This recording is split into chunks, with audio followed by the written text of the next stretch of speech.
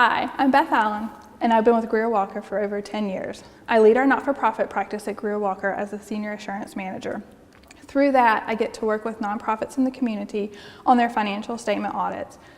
On a personal level, I've been able to serve on 5 boards of directors, leading 2 of those in the chair position. I've been able to cry with families as they are losing loved ones.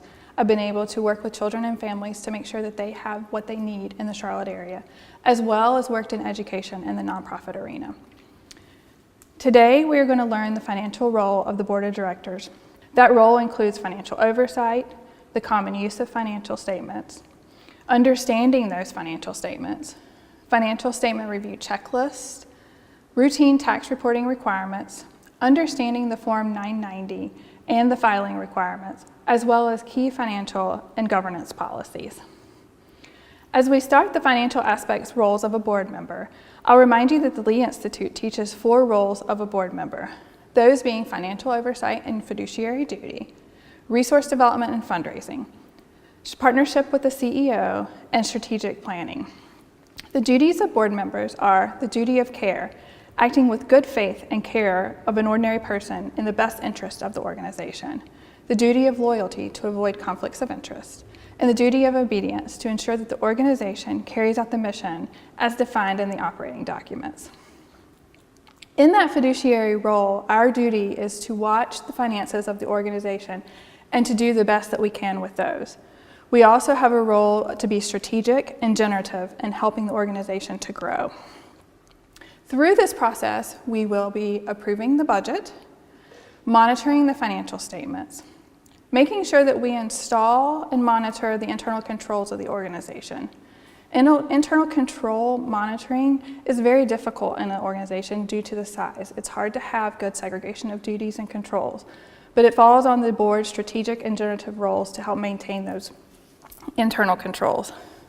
We also want to ensure that the legal obligations are met for the organization, having the appropriate policies and procedures, making sure that all the necessary filings are done, overseeing the evaluation of your executive director or your CEO, and overseeing the program outcomes to make sure that we are following in compliance with what we said our stated mission would be when we filed for our nonprofit status. We also need to make sure that we prepare for and regularly attend our board meetings. Read all the information provided to you and take the time to be prepared for your board meetings. Actively participate in those board discussions and ask questions. Ask questions so you make sure you have a complete understanding of the organization's financial picture. And review the 990 prior to it being filed each year. Another thing you may want to do as a nonprofit board member is consider going beyond the public disclosure requirements. The 990s are all public disclosure documents that have the base required documentation you must provide. You may, for transparency purposes, want to go above and beyond those required disclosures. You need to make sure you're adopting and implementing the appropriate financial governance policies to protect your organization, as well as understanding the impact of the fund and development strategies of your organization, meaning understanding your organization's budget and which revenues and expenses have relationships with each other. Make sure you also understand the role of your board treasurer and their finance and audit committees. You want to make sure that you have the right people in those spots on your board. So, who are the common users of the financial statements? Probably the statements are most used by the management of the organization and other staff members in carrying out the day-to-day operations as well as for strategic planning for your organization. Your auditors will use those statements to use as a base for the testing they need in order to make an opinion on the financial statements.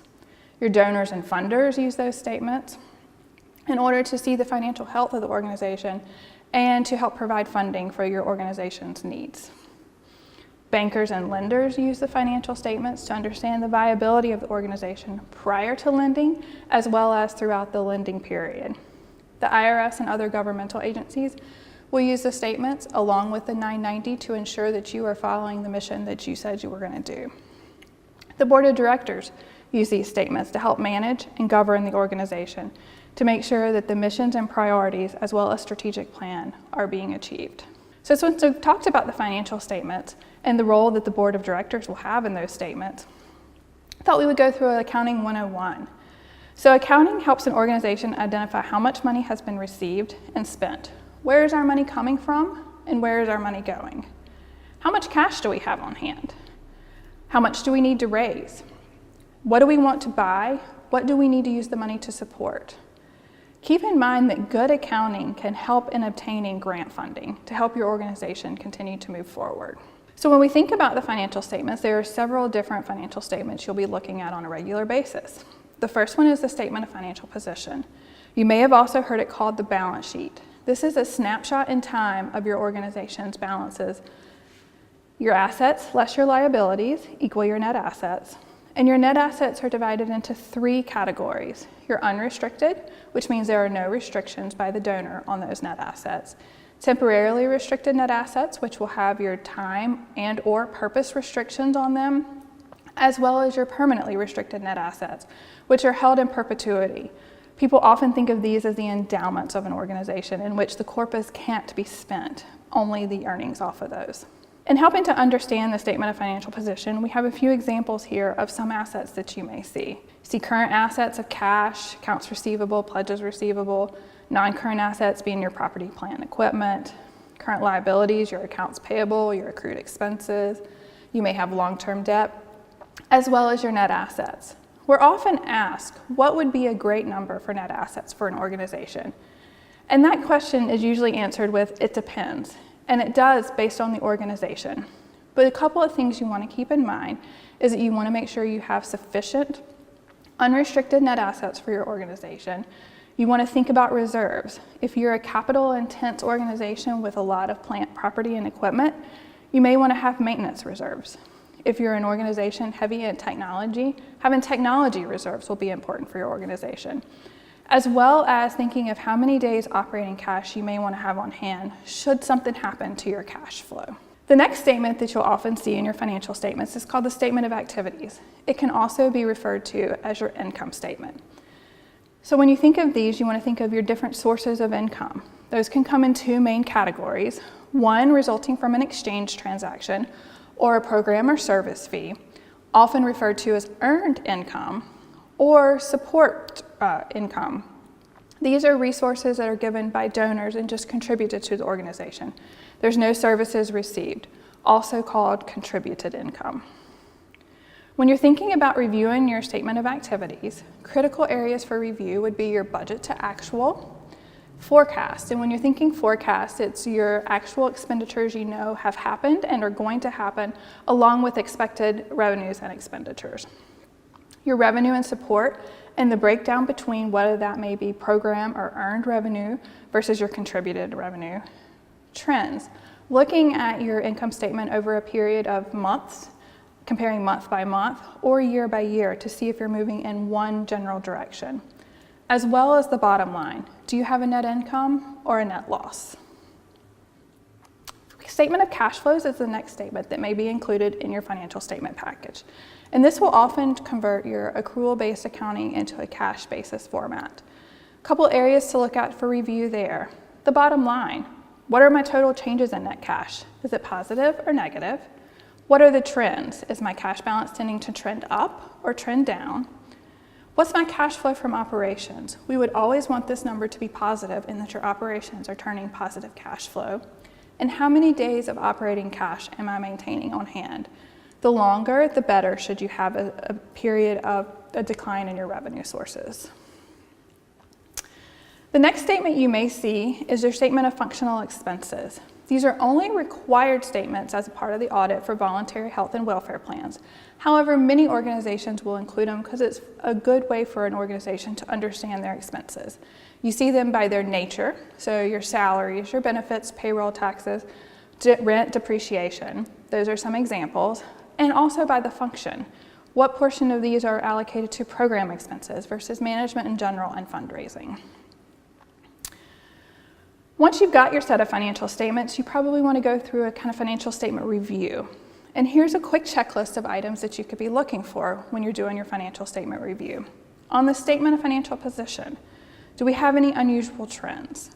Is the current ratio, which is your current assets divided by your current liabilities, greater than 1? Do we have the cash flow coming in order to be able to satisfy our liabilities? Can we access our capital in an emergency? Are we prepared for a significant economic crisis? And do we have enough unrestricted net assets? Other areas with your statement of activities. Can we address the variances in budget to actual? You should expect there to be variances in budget to actual, but being able to explain them is very important.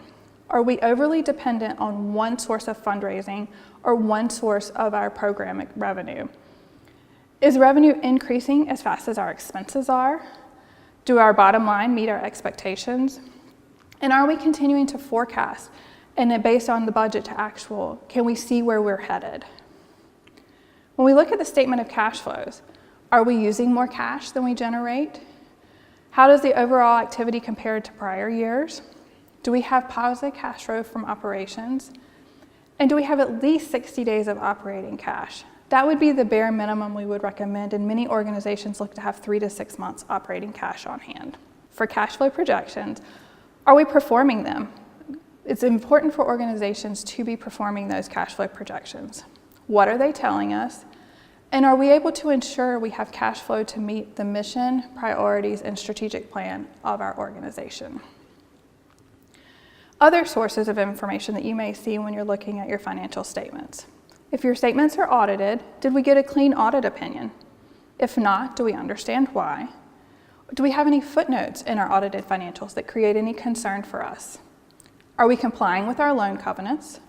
What impression would any lender or donor have when they look at our financial statements? And do our expenditures reflect our mission, priorities, and our strategic plan? So now that we've started looking at the financial statement, we've talked often about the comparison to budget to actual. And so just briefly talking through the budget process, there's generally a 5-step process to create a budget.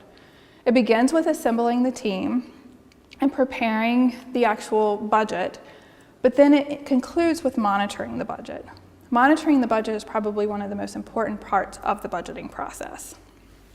So when we talk about the budget team, oftentimes folks think that the budget is done by the accounting department, your controller, your CFO, your business manager. It can't be done only by that person. It needs to be a group of collaboration among the business officer within your organization, your chief executive, your program department, your HR department if you have one, as well as your board of directors.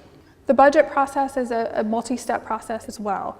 Starts with a draft budget that gets reviewed by management, then your finance committee, and eventually will go to the full board for approval. At this time, I will turn it over for tax reporting requirements. Hi, my name is Kaumil Shah, and I'm with Greer Walker. I've been with them for over 4 years. I work primarily in the tax area and have had the opportunity to work with a lot of nonprofit organizations to help them with their tax compliance requirements, and also had the privilege of serving on a number of boards where I was the treasurer, and it was a very easy process to educate the board members and to help the organization comply with all of the requirements that you will also run into as a member of the board. I want to start out with some of the agencies that you will be dealing with as a member of the board and as part of an organization. The first one is the IRS. The IRS is being the most important. It is the one that most organizations file an application with initially to acquire a tax-exempt status, meaning your organization will not be paying income tax. However, they are required to file an annual return with the IRS to ensure that you are complying with your mission and the purpose of the organization for which the tax-exempt status was granted. The second is your Secretary of State. Secretary of States require you to register with the state and also acquire a solicitation license, which allow most organizations to collect donations, solicit for donations, hold fundraising events, activities like that. State Department of Revenues, North Carolina doesn't specifically require you to file a return. However, if you file a copy with the North Carolina Department of Revenue of the 990 that you filed with the IRS, that is considered sufficient. As far as your local counties, most counties will exempt property tax from nonprofit organizations. In most cases, what nonprofit organizations have to do is let the county know that they have qualified for a tax-exempt status with the IRS and also with the state and submit documentation. So generally, nonprofit organizations, when they are formed, will file an application to acquire tax-exempt status, and this is usually 1023, and this will be an opportunity for the organization to explain to the IRS why they qualify for this status, meet the requirements under the IRS regulation to be eligible for tax-exempt status. Once you have been approved, every year the IRS requires you to file an annual information return. And the type of return that you file and the forms you file depends on the level of your activity. If it is less than $50,000, you would generally file what's called a 990N, and is usually referred to as a postcard. This is a process that can be done online and takes less than 10 minutes.